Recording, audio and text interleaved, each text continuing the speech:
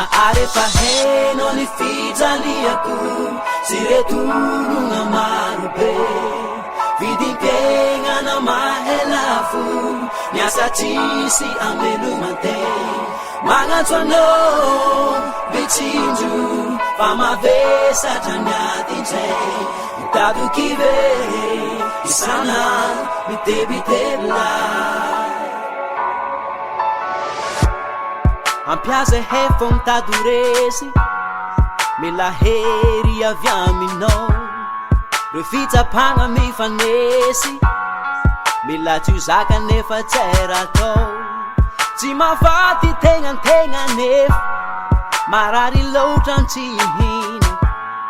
tomagnina tagnatin'andro fety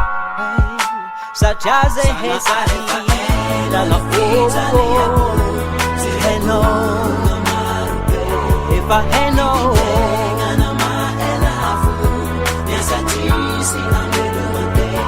ke magnantso anao mitsinjo fa mavesatra miadintsay tadoky ve sana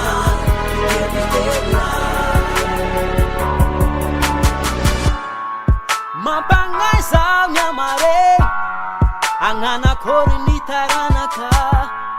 tsy mamela mahazo miadintsay ny faantragna me manjanaka ny fivavagna ataone manginy magnantso anao zay zagnahary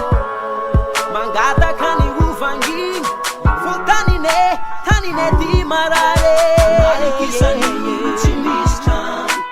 analikisany olo mijaly hainao analikisany olo mitomagna marare analikisany olo marary zagnahary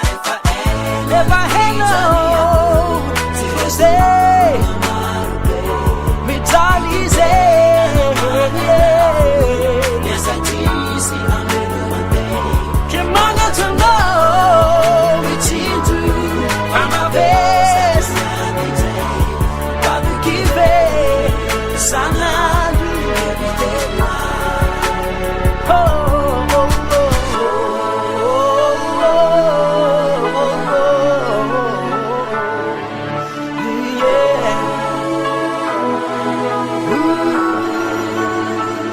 ever had no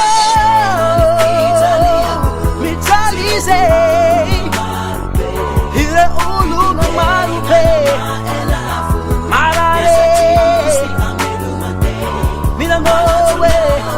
mangatwano mitiju fau mitadu kive sanandu mite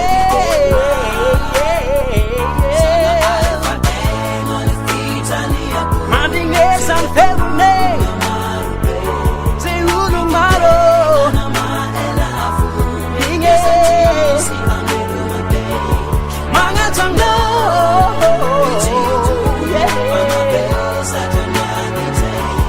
how to keep it tenga kive sana